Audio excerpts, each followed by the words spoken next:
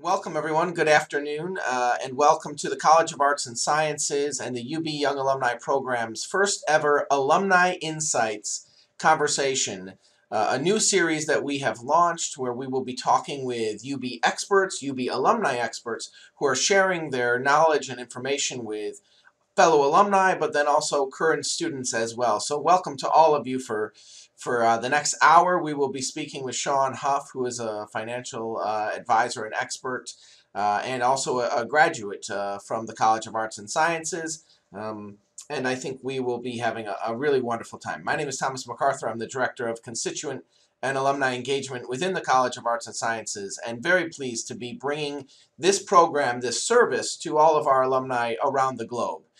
Before we hear a little bit about Sean and get started with our program, let me give you a few housekeeping tips. First, we will be taking questions from the audience. You can ask us a question through the questions box, which is off to your right-hand side on the panel. Please make sure to submit those. We will be taking them as we go along, so feel free to submit them, and we will answer those as we go. If you have any problems, if your computer seems to be slow or sluggish, please just make sure you don't have any other programs running in the background. Close out internet browsers, apps, or programs that you are running, and sign out and then sign back in. That should take care of any problems that you may be having. And lastly, we are recording this so that alumni around the globe can tune in whenever they'd like to get some really great information from Sean. So I am so pleased that Sean is joining us today. A little bit about Sean: he is a financial consultant. Sean helps individuals, families, and small businesses achieve their financial goals through a comprehensive approach. He helps clients prepare for not only today, but also for the long-term future, utilizing retirement planning, estate planning, life insurance, long-term care, and tax planning services and strategies. So, Sean, welcome to the first ever Alumni Insights for the University at Buffalo. Oh, Tom, thank you very much for having me. I'm very excited. I think this is going to be a great program, and I'm excited to be on the pilot. Great. Wonderful. So as you all know, we will cover a variety of topics here today, all covering financial literacy 101, from creating a budget to paying off student loans, and a little bit about career success. So Sean, starting off with creating this personal budget, why is budgeting so important these days?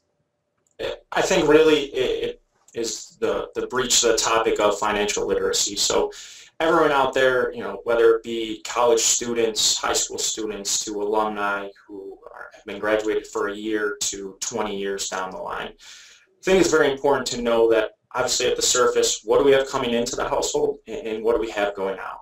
And I know for a lot of young alumnus today, a big portion of what's going out of the household is now student loans. Yes. But that's just really, a very small piece of the pie that, a lot of times we have new expenses in the household. A lot of times people aren't ready or haven't really maybe paid their rent, have an electricity bill in their name.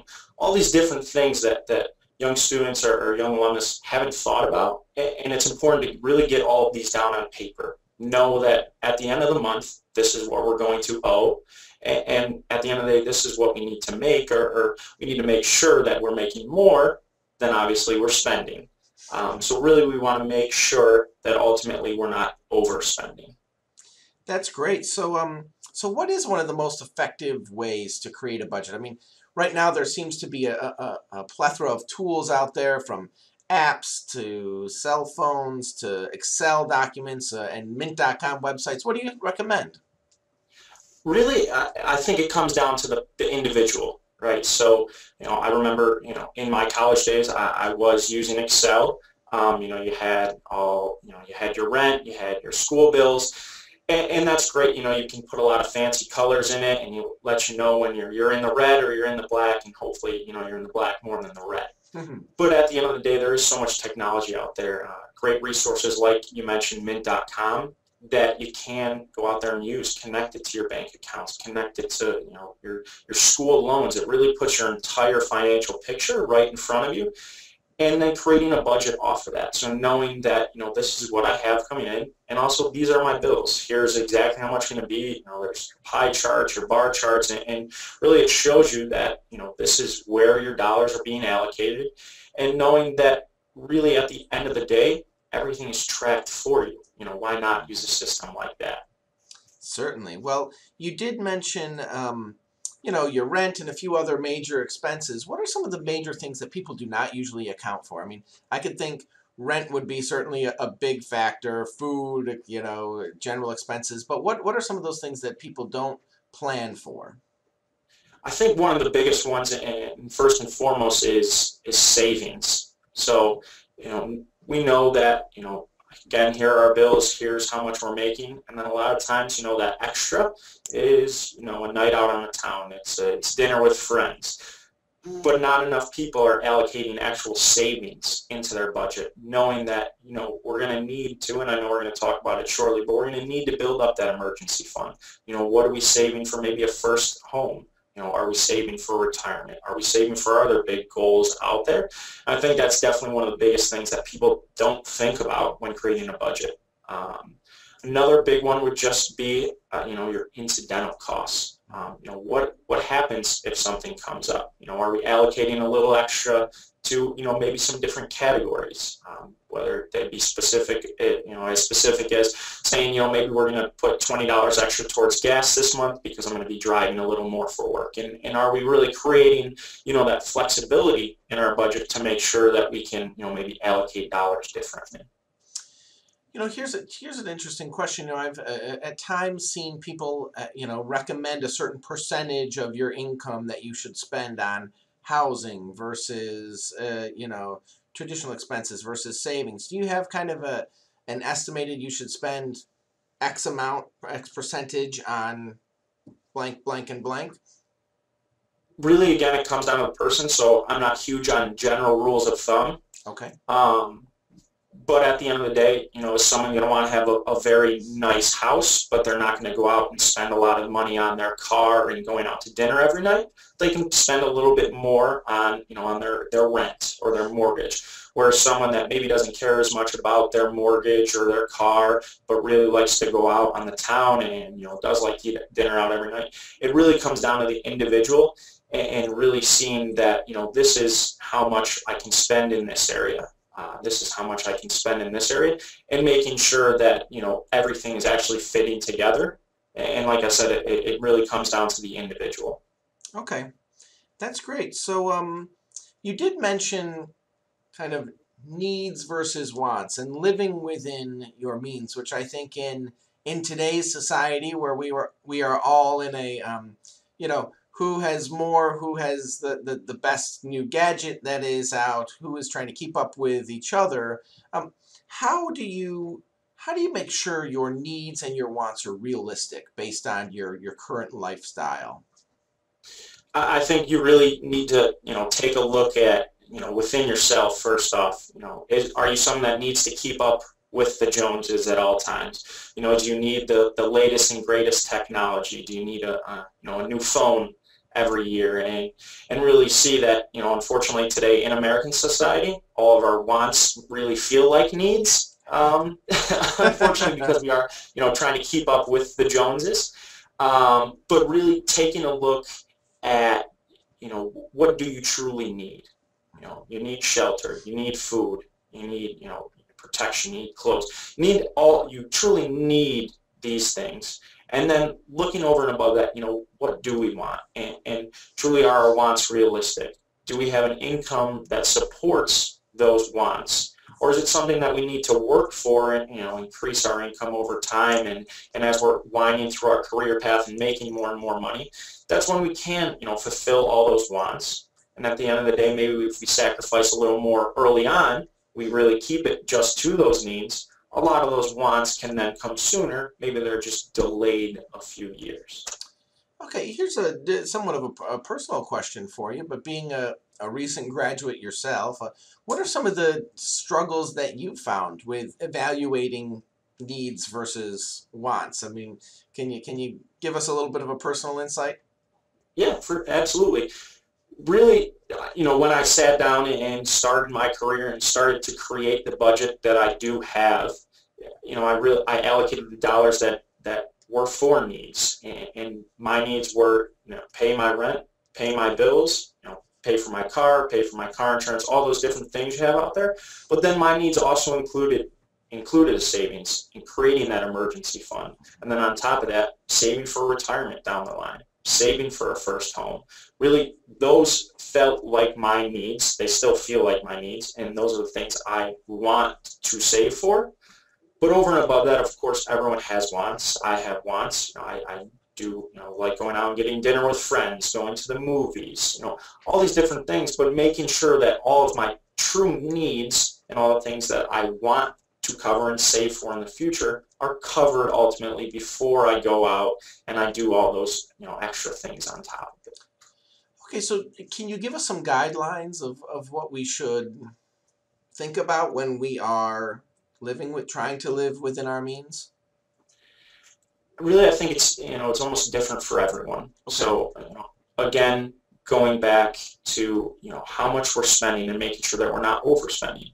If someone's not too worried about saving for a first home, as a younger generation, we, as an American society, we're moving towards renting over buying. Everyone likes to have the latest and greatest things every year, and that's a lot of moving around. So a lot of times that's not a big priority for people.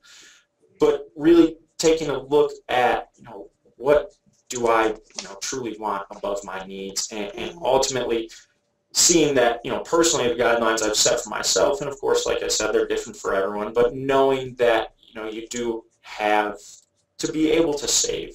You can't spend 110% of your income, unfortunately. I've tried that. It does not work. It does not work. It works for a short period of time, and then it comes back to bite you. But knowing that, unfortunately, if you look at your salary, for ease of numbers, we'll use $50,000. That's, not going to be $1,000 every week. The government and Uncle Sam's going to take his piece, and, New York State's going to take theirs, and Social Security and Medicare. Everyone's going to get their piece of the pie, which reduces yours. So it's making sure that you're planning to live on maybe $35,000 rather than $50,000, and knowing that within that 35, you still have to be thinking about the future, maybe just not today and now. Certainly. I mean, you did mention renting versus buying. How do you evaluate, or are there some websites out there that you can share? How do you evaluate whether you're a good candidate to either rent or buy a home? And what part of life do you take that leap of making the purchase?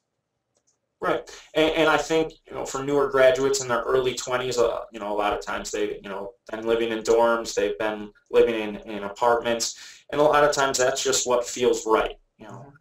If they are moving out of their parents' house now, which hopefully everyone is, but if not, a lot of times that's a great way to save money as well. So I would never knock that.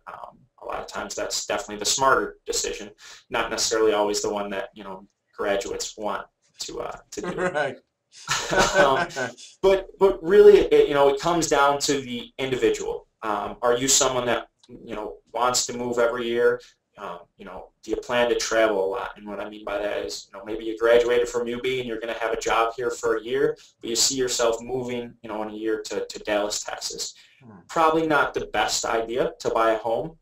Unfortunately, you won't have enough equity built in the home and won't get enough return on your investment, more than likely, to have that make sense.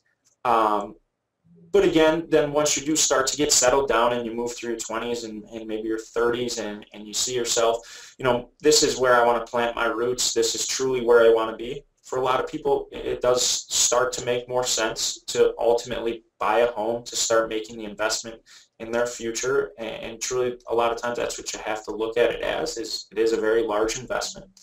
But comparing renting to buying, really, I think it comes down to really putting the figures on paper. And thinking about, like we talked about before, incidental costs. Your mortgage may be X, but a lot of times are we factoring in property taxes? Are we planning for the roof to leak and the furnace to break, 2 days apart the second day after you move in? Right. So it's really looking at all of those different things, making sure we can put enough down for a down payment to make sure we're covering ourselves and making sure we're not adding extra costs on top with mortgage insurance, and really making sure that we have a good idea of what the costs are truly going to be, maybe not just comparing a mortgage to renting, because a lot of times it does make more sense if you just look at those two figures. but there's so many things on top of that that have to be accounted for, whether it be taking care of the lawn or planning for a leak in your roof. Okay, so give us the kind of the timeline. I sit down, I put all my expenses down on paper. I make sure I'm saving for my savings and for my retirement, and I've got all my incidentals figured out. When do I come back and check in? What is it? How do you make sure that you're staying on track and you're not, overspending every single month, and then, a year later I go, oh my gosh, I didn't save anything, and actually now I'm in debt. Give us that timeline. Personally, I like to, with the Mint app on my phone and mint.com, I probably look at them a little too often. They probably don't change too much day to day. But I would say, staying on top of it or just checking in once a month, maybe at the end of the month. So, you plan on the 30th of every month and really seeing, this is exactly what I made this month. This is what I brought in or went into my checking and savings account and into my retirement accounts. And here's, what I spent. And knowing that ultimately at the end of the day, that's a great picture or synopsis of truly what your month was. Breaking down those pie charts, did I spend too much on going out? Did I, really focusing in on what those different costs were. Maybe we got too much Tim Hortons that month, so maybe we get a coffee pot and start to make our own coffee. But really having a good idea once a month, I would say at least to check in, and then truly adjusting over time. So if we see that we are spending a little too much, focus on those areas, and the next month try and adjust those. And then again at the end of that second month, then truly see where we stand. Did we do a good job to ultimately cut those costs and make sure we're not overspending? And two, were we able to put more into our savings, which is always a good thing, I'll say. Of course. So there are always those times of, you're doing great, you have everything budgeted and planned out, and then the newest iPhone 16 Plus comes out. And you really, really, really want it. How do you balance making sure that you're delaying gratification on buying some of those larger items or spending, and the being impulsive and just saying, I need this, or I want this really, really bad? How do you balance the two? And I think what you said right there at the end was good. Is a lot of times in our minds we do need it. Right. Like we talked before, we have to keep up with the Joneses. The newest iPhone came out or whatever it may be, we need it. And unfortunately, as a society, that is our mentality. And something that, I try, personally with myself and, also with clients to maybe break that mold and know that, usually we'll say the previous iPhone or two previous are almost the same. They still do the same thing. They still go on the internet. You can make phone calls and you can send texts. So knowing that if there's not room in our budget for that, we haven't saved appropriately, maybe we need to think more before we impulsively act and go stand in the 12-hour line to go grab the new phone. Right. But personally, I know for myself is that when I am going to go out and shop, when I want to be a little bit more impulsive. You're headed to the outlets, for everyone still in the Buffalo area, knowing that, this is how much I know I have in my surplus. I've already saved, I'm positive for the month. I know that, I have, $200, $500, whatever it is to spend. And then you can go there and spend that. Maybe we just bring cash instead of bringing our credit cards and our debit card and gift cards and all those other things, and knowing that truly I have $200, and when I spend that $200, maybe I can continue to window shop, but I can't buy anything more. Perfect. It's very, very good advice. I've also heard that sometimes I try to stick to this myself. If there's something that you really want, wait 2 weeks, and in 2 weeks, if you still really, really, really want it or think you actually need it, and you have the resources to be able to do it, go ahead. Do you try to follow that rule as well? Absolutely, without a doubt. And I think the great part about that 2 weeks too is that you're probably cutting costs in other area. Maybe we're not stopping for free coffees that day, or maybe we're cutting costs in other areas to know that we are saving, and maybe it's subconscious. But at the end of the day, we're putting ourselves in a better position that truly 2 weeks down the line, if we ultimately decide to make that purchase, once we've thought about it more clearly, maybe we have a few extra dollars on hand to also help chip in for that. Perfect. Now you started to talk a little bit about credit cards, and I think current students, seniors, you've already probably had one or two student cards, but once you graduate and you start making some income, more and more credit, you start getting all of those credit card offers in the mail. And once you start accepting those and seeing what your limit is, it can change the way in which you evaluate your lifestyle. And so, how dangerous is our credit cards when you look at kind of floating a lifestyle, maybe overspending, but I can put it on my credit card and there's zero interest for 6 months, so boy, I can rack it up and then try to pay it off longer term. Talk to us a little bit about some of those dangers, what you should look for, how you should evaluate some of those credit card offers instead of just taking every single one as they come in. Talk to us a little bit about that whole system. So first and foremost, when used properly, credit cards can be a great thing to help you build your credit, which ultimately down the line is going to save you money and lower your interest rates on new cars, on your home, on your mortgage when you ultimately use it.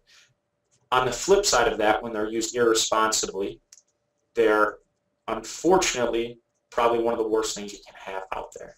And what I mean by that is ultimately, if your limit is X in your mind, you can spend up to X because, like you said, it is 0% for 6 months, 12 months, 18 months, whatever it may be. But knowing that, we only have to pay $50 because that's our minimum payment. But a lot of times, and unfortunately, those credit card bills do get racked up. We're only making the minimum $50 payment. And then all of a sudden that 12 months has lapsed, and now we're paying 17.99, 23.99% on those dollars, and that's depending on your limits and depending on how much you've spent, can be a few hundred to a few $1,000s every single year, which certainly adds up, and then it cuts out of our savings. It cuts out of our different retirement planning that we want to do.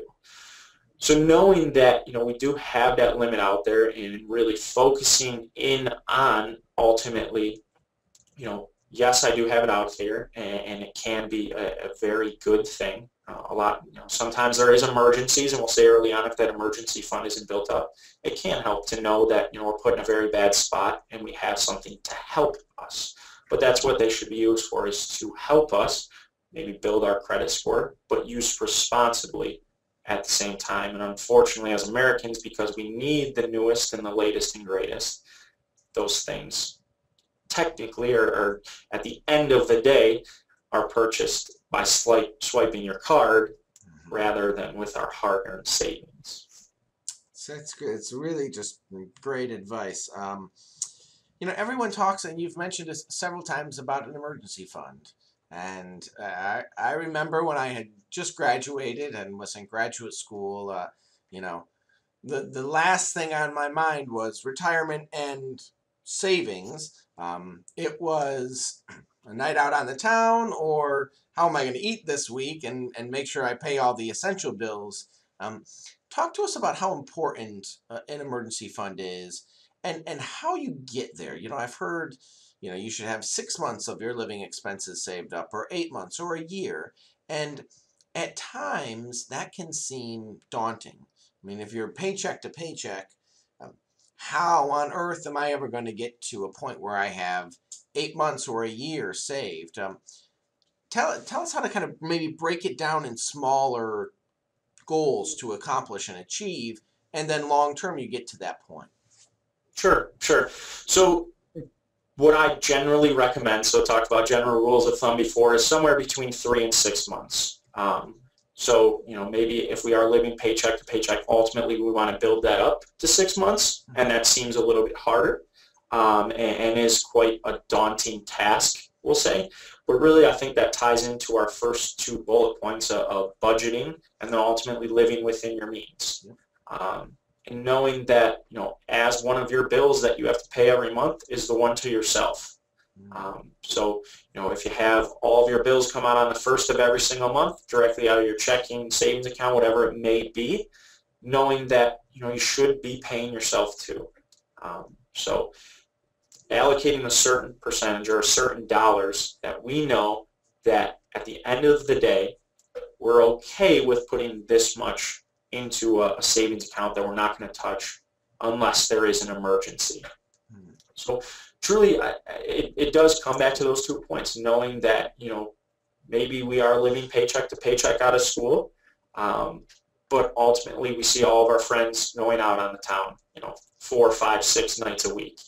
Knowing that, it's okay to say no. They're not going to not be your friends just because, you told them no, you can't go out, every single night of the week, because that seems so great. But that there's more important things out there, and that's, really preserving not only, and that can say, your physical health, but also your financial health as well. And knowing that that is very important, and in 5, 10 years down the road, you're going to thank yourself a lot that you were able to say no. And those generally, more often than not, your friends in that scenario, they're going to be the ones that in their, late 20s, early 30s are still trying to figure out, all of these things that we're talking about today. How can I put a budget in place? I've been living above my means for 10 years. How do I change it now? One, and I'm probably in a pretty bad spot because I have been doing that. So they're fighting a pretty big uphill battle that you've already gotten over, and now are much more successful, we'll say. That's great. So to ensure that you don't get to that point where you are in over your head and it seems like the iceberg is just weighing you down, you get the first paycheck, and it might be rather large compared to what you're used to living on, when you're working at Tim Hortons, or you're in graduate school, or you're an undergraduate. Sure. And we have a couple of questions here from the audience as well. So thanks for submitting those questions. And it goes along with my question about how do you get started on the right track from the first paycheck. So that's my question. And a few other questions that folks have about retirement, which you've mentioned, is should you invest right away in the first, with your first job, or should you wait until you get more established? I think oftentimes people think, well, I'm broke right now. I don't have any savings, so I'll try to save up a little bit now, and then later, the next job, when I'm making more than $50,000 a year, then I'll start saving for retirement. So talk to us about how do you get started right away, and then also what is the benefit of doing that? So I'll go, answer your question first, of getting that first real paycheck, we'll say, of knowing that it's probably, 2, 3 times the size of one we've ever, received before. And all of a sudden, we have to go to the mall. We need a brand new wardrobe. We need all of these new things. But knowing that, if we have put the budget in place, we know that this is exactly how much we need to save. And this is at the end of the month what I can allow myself to spend. So getting that paycheck, we want to make sure that we are staying on top of all those different things, making sure we're sticking to a budget, really making sure that we're not forming bad habits early on. A lot of times forming or creating those good habits is something we stick with through life, but breaking bad habits, and as I'm sure everyone knows, and I personally know, they're tough to break. They're tough to get out of. If you're in a downward spiral, it's much harder to gain control than if you're just steadily walking up the hill. So really making sure that we do have all those things in place, having a budget in place, factoring in what our true costs or our true bills are going to be, and then making sure we're paying ourselves. To go to the investing side of it and solely as a blanket statement, it does make all the sense in the world to start early. Now, can everyone start their first day out of college? No. A lot of times there's a lot of school loans out there. There's a lot of different debts that you may have, or maybe we just can't afford to truly start saving for retirement. Mm-hmm. Now, along that same lines, if we're getting a match from our company in a 401k or a 403b, I would recommend saving up to that amount, because at that point you're just basically turning down a 3% raise, a 5% raise in your salary. So generally, yes, I'll say it does make sense to start early, but we want to make sure that we're not creating debt off of it. Okay. The best advisors or investors in the world can go out and have great years, and along with that can have poor years. But at the end of the day, if you have $10,000 invested and you have $10,000 in credit card debt, I promise no advisor out there is going to go out and get 22.99% year after year. And truly, that's what you're losing on your credit card. Right. So if that's the case, we'll say then it does make sense to pay down your debts, while also then once they become manageable, then to start investing. Okay, that's great. Absolutely excellent advice. Another question from the audience about retirement is there a magic percentage of how much you should be saving for retirement? Is it 13%, 20%? I mean, if you can't save anything, we certainly understand, but is there kind of a magic number you say, if you're kind of saving X amount, you should be doing okay? There's really not a specific number. So again, it comes down to the individual. What standard of living do you want to maintain in retirement? And I'm sure, 21, 22, 23 years old, thinking about, 40 years down the line, that's pretty hard to imagine. Yeah. But the biggest thing is at a young age is just to get started, whether it be $25 a month, $50 a month, just to ultimately take advantage of compound interest down the line. And knowing that we are taking advantage of matches from employers and saving in different vehicles, it makes sense to start early, but there is no specific percentage. It comes down to truly the individual. How much are they going to make over the course of their lifetime, which ties into how much money you're going to get from Social Security, which could be a dramatic difference. Are you going to get $300 a month, or are you going to get the current max of $2,600 a month? And obviously those will go up over time as inflation does go up. But there is no specific percentage. Again, there's general rules of thumb that say you should be saving 10% if you start in your early 20s, 20% if you start in your 30s. But if someone has a very basic or standard of living, you probably don't need to save as much as someone that wants to go out and spend $150,000 a year. Okay, perfect. So kind of recapping this living within your means segment, making sure that you evaluate your needs versus wants.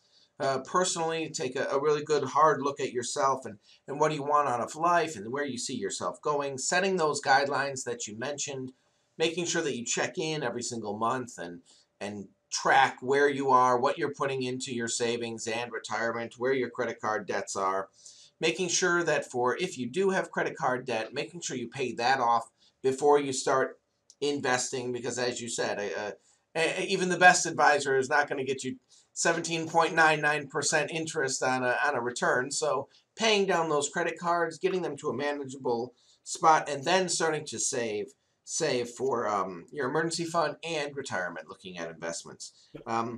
So with that, we are going to move on to our next kind of segment, which is all about student loans, which even though the University of Buffalo is incredibly affordable, I think most people get out with some bit of debt. Although the University of Buffalo does have a very low percentage of students who are graduating with significant debt. But let's talk about student loans. So, Sean, how can I make sure that I know even what loans I have? So often students are taking out loans, private loans, public loans, government subsidized loans, unsubsidized. How do you even keep track of what loans you have and find out what ones you have, and then an estimate of what my payment is going to be when I graduate? Yep. So just real quickly, use a personal story of myself. So I'd moved my parents during the time I was in college. And in the move, some documents had been misplaced, we'll say. And actually, when I graduated, I went out and checked my credit So got a credit report. Something we probably should have touched on last time, but everyone should be doing that at least once a year. You can go out and get it for free. It'll basically summarize every single debt or liability you have out there. And when I actually went out there and checked my credit report, I saw that there was a loan that I had no clue actually existed. Really? It had been from my freshman year. Fortunately, we'll say not a very large one, but one that had I not checked, I wouldn't have known about it, and ultimately that leads to affecting your credit score and putting you in a bad place when you want to apply for a mortgage or a car loan ultimately down the road. Best part about student loans, I know specifically we'll say at UB, a lot of times if you're filing for a FAFSA or getting government loans, a lot of times they're serviced by the same organization, and they're easier to track when it's all on one website.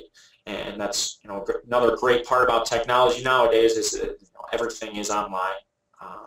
Fortunately, you can go in and check exactly what you owe, how much is principal and how much is interest. And a lot of times there is payment calculators, and it's going to depend on your interest rate. Fortunately, for anyone that's been in school the last 6, 7, 8 years, they've been very fortunate in the fact that their interest rates have been a lot lower than pre-2008. And again, obviously so many different things going on in the economy, and I don't want to turn it to interest rates, but hopefully they are a little bit lower in terms of how much interest we've actually been paying. Now, a lot of times people don't know, but you have your subsidized loans and your unsubsidized loans. With your subsidized, the government is basically going out and paying your interest every year actually on your loans while you're in school. And then unsubsidized is that interest is actually building over time. Now, when you graduate and ultimately after that 6-month deferment period, you're actually going to turn your interest into capital. So, real quick example, we'll say you took out a $20,000 loan. Over the course of time, it's gained $1,000 in interest, and we haven't actually paid down any of that interest. That $1,000 of interest is actually going to be put into your principal, and we're now going to start paying interest on our interest. Oh, wow. So big point that a lot of people don't know, which is why it's important to pay down that interest as quickly as possible. And if we can get it before it's what it's called capitalized into the principal, a lot of times it can save a lot of money down the road and ultimately lower monthly payments. So Sean, how do you know when it is becoming capitalized? It's generally after the 6-month deferment period you get. Okay. Again, it depends on who's servicing the loans, what type of loan they ultimately are, whether it be student loan or if your parents are on it. There's a lot of different factors. A lot of times it'll say online though, once you do ultimately check and you see how much is interest, how much is principal.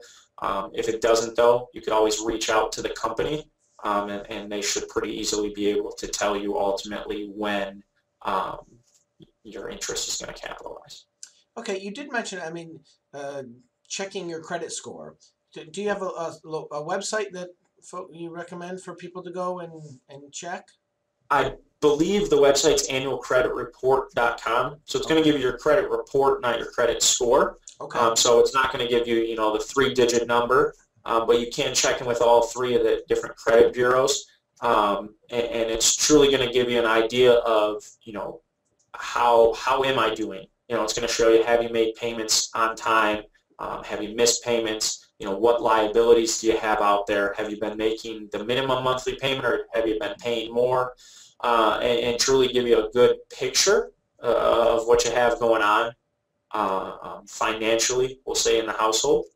And there's, like I alluded to, 3 different bureaus. You can check them all once a year for free.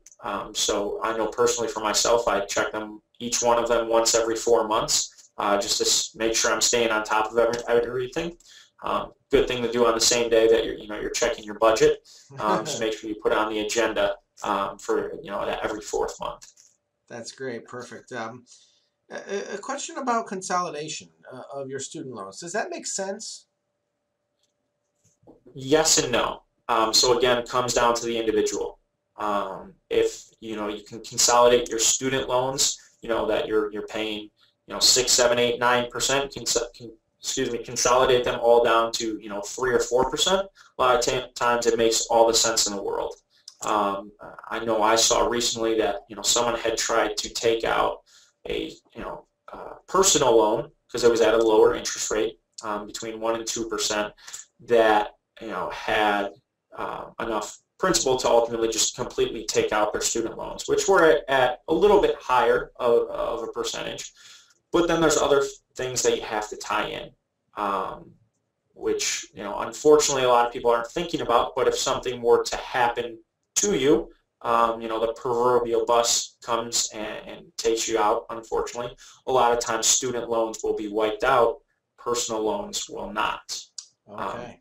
So it's something where maybe you're thinking about your family, but it's one of the things that you have to factor in that unfortunately people just aren't thinking about. And it's there's a lot of different resources out there, whether they be online or talking to someone and truly having all the loans right in front of you, where you can calculate those numbers and really see, does it make sense, and how much money is it going to ultimately save me down the line. Great. So we've covered creating that budget, living within your means, credit card debt, retirements, looking at student loans.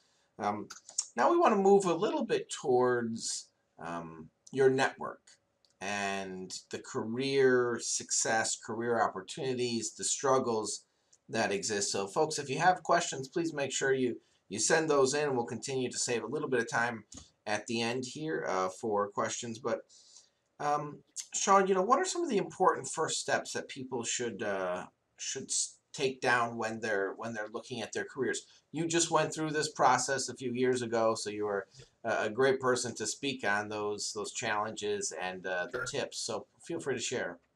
I think the first two things you want to look at that are the most important is what do you like to do? What is fun to you? And secondly, what are you passionate about? If you are a person that likes to spend 40 hours a week out in the woods, out hiking and cliff jumping and whatever it may be, probably not best for you to go out and take a desk job. You're not going to be happy, and ultimately that's going to affect not only your physical health but your mental health as well. And at the end of the day, you're not going to ultimately aspire to everything ultimately that you could achieve. So look at what do you enjoy, what are you passionate about first and foremost. And a lot of times that's factored in before you go to school. A lot of times you think we'll say that exactly what you want out of life, and a lot of times that does change during college. But that's that's a lot better time than 15 years into a career where you want to make a total change. So it's nice knowing or figuring out exactly what you enjoy ultimately, and then figuring out from there, within that field or within that realm, ultimately, what do I like? What do I enjoy about, whether it be taking a desk job, being a police officer, whatever it may be, and what am I ultimately good at? If you're someone that isn't very good with public speaking or talking in front of a crowd, probably not the best idea to go out and be a teacher.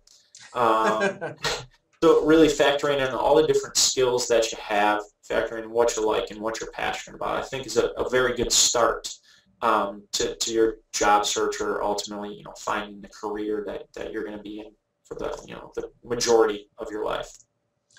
Great. So once you have that, talk about how you went about finding career opportunities for yourself when you were a senior, and then after you graduated. What advice do you have?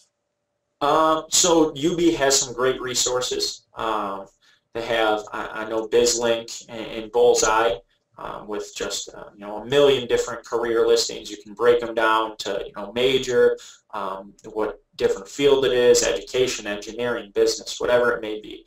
And I know personally for myself, I didn't have a perfect idea of what I wanted to do. So my process was going down the line and hitting submit resume, submit resume, submit resume, submit resume, as many times as I could. My Casting thought that on it wide was net exactly. and see what came back. My, and my thought was that ultimately, maybe just getting interview experience on jobs that probably didn't ultimately want was going to be better than walking into the job I really wanted and blowing the interview because I had no practice. So really just going through the interview process as many times as I could and knowing that at the end of the day it's okay to say no to different jobs, and you're going to get told no as well. So being able to accept no and also give one to make sure that, just because, a job looks great from the outside, knowing that looking at everything else, if it's not something you're truly passionate about, that it probably isn't the best option for you. So using the different resources they had, UB also has a million different job fairs or career fairs every year. Going to those first and foremost because you want to hand your resume out to as many jobs out there, and you truly get a chance to ask people who work for that company or do that job to see truly what it's like. What is the office environment like? What does a typical day look like? And really factoring in all those different things, and again getting good at talking to people.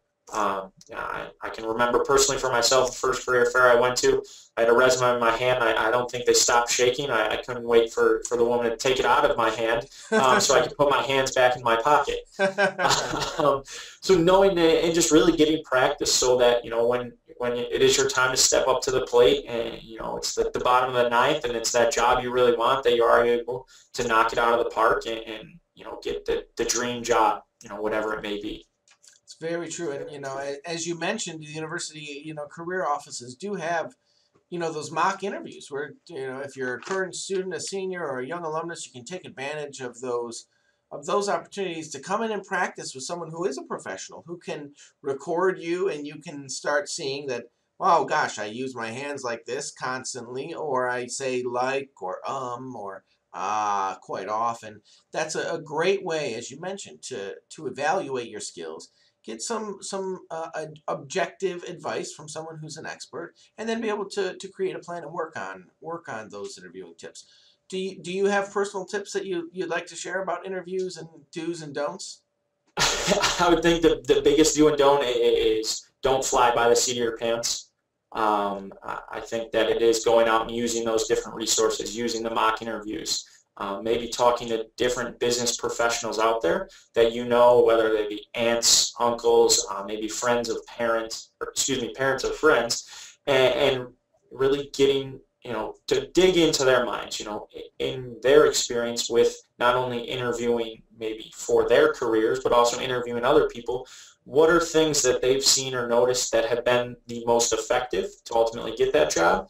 And then also maybe just going through a mock interview with them, having them throw some questions at you that you might not expect, but seeing how you respond. Making sure that at the end of the day, in every interview you go into, what are your strengths, what are your weaknesses, how do you work on a team? Having a good answer for those, being prepared to know that, don't just have two strengths prepared. I was talking to a woman the other day that they actually asked her what her top 4 strengths were. So make sure that we're maybe over-prepared than under-prepared, and at the same time, do some research on the company. Know what you're walking into. Know the person you're sitting down with. There's great resources out there. With the internet nowadays, you can pretty much learn anything you want about people. Go on their LinkedIn, see what kind of interests do they have. Where has their career path taken them? Really giving you great talking points to actually be a human in front of ultimately the person that you're talking to, because it's only going to help you ultimately. Sean, any tips on building your network, on growing that, on putting yourself out there for other people to meet? I think the biggest thing, and ultimately, we'll say once you get into a career, no matter what your career is, we'll say you're in sales, whether you're selling a tangible product or you're selling yourself. Knowing that every person you meet could be the next step in your career, and truly getting good at talking to people. I think a lot of times, and I know personally with myself, having a conversation at a bar is a little bit different than talking to an executive of a company. And a lot of times, maybe we do think we're very comfortable with that until, we're sitting in front of them and all of a sudden, we forget our own name. Fortunately, that's never happened to myself. Not that bad, anyways, we'll say. But it's truly something that you have to practice. It's a skill that is acquired over time with practice, and the more you do it, the better you get at it. And a lot of times people maybe don't realize that they need to network. Maybe they don't think that's what their career path would entail. But I think really just going out and getting comfortable with it very early on is pretty important for students, young alumni, really anyone at any stage of their life. It's something that you have to get very comfortable with, and is only going to help yourself ultimately. Perfect. So we do have a few questions here. Sean, someone asks, what or where should someone look to start investing in the stock market? If you have that little bit of extra, how do you go about it? So I don't believe I can give specific retirement advice. Okay. My piece of advice, I guess I'll say for that is talk to someone. Figure out, talk to an advisor, talk to someone, who does this, and, figure out ultimately what you're comfortable with. How much can you save?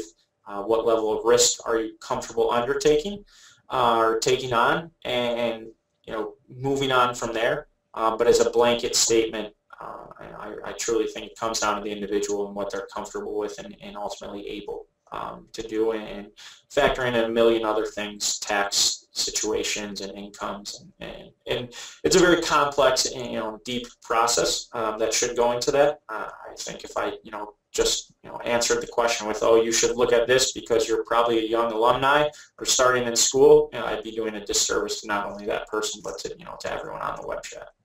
Great, thank you. When looking into kind of earning money off of interest for your savings account, what do you recommend? I mean, do you have recommendations? Is it CDs? And if you're looking to buy something in 1 to 5 years to purchase something, what are those best options? So the team I work with and my partners and I stress 3 different buckets. So first and foremost, your short-term bucket, a lot of times going to be a savings account and an emergency fund. So that 3 to 6 months of expenses on top of, we just want to have some money in our savings account, in case we got to transfer some over to checkings this week. Yep. As far as that middle-term bucket, if we're looking at a year out, unfortunately, that's a lot different than looking at 5 years out. I'd say if you need money in a year, maybe it's best that we do keep it in a savings account, because we know at the end of the day, if something happens to that money, there's probably a lot bigger things we have to worry about than where is my money in my savings account. But 5 years down the line, you can look at different sort of savings vehicles and investing in the stock market. Obviously doing that conservatively, because we don't want to lose the dollars. But if we do have 5 years of time, I'm fairly certain you can look back at any period in the market. If you look at 5 years, when there has been a dip, it has always gone up afterwards. When you're looking out beyond that, and really that third bucket, so tying in maybe our 15-year plus goals, or 10-year plus goals, and then ultimately retirement, that's, the earlier on we start, the more aggressive we can be, and ultimately the more interest you're going to earn on interest. Einstein said one of the most powerful forces in the universe was compound interest. And it rings completely true that the earlier you start, the better off you are. But it really, again, it depends on the individual. It depends exactly what we want to use the dollars for, what we need the dollars to do for us. If we need to earn, 25% on the dollars this year, going to be a lot different than if we need to earn, 7% over the course of the next 40. So again, depends on the person, depends on their goals and what different concerns they have, and obviously the condition of, of the stock market. Well, that is wonderful. Well, Sean, thank you so much for being our first in the Alumni Insights series. I hope everyone enjoyed this conversation that we've had with Sean. I would also remind you to continue to build your own network, to come to the alumni events that we host, to tune into more programs like this, to, if you're a young alumnus, to look into the UB Young Alumni Program and the Leadership Council that they have for ways to get involved and to grow your network and also to grow your savings as well with some of the tips that Sean has provided here today.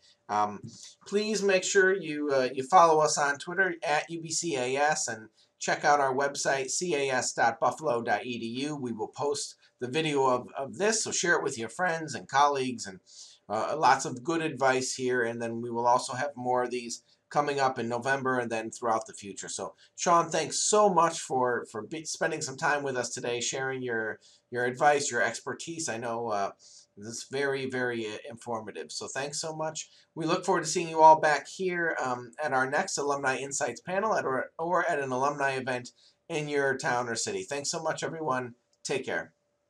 Thank you, Tom. And thank you, everyone, for joining us today.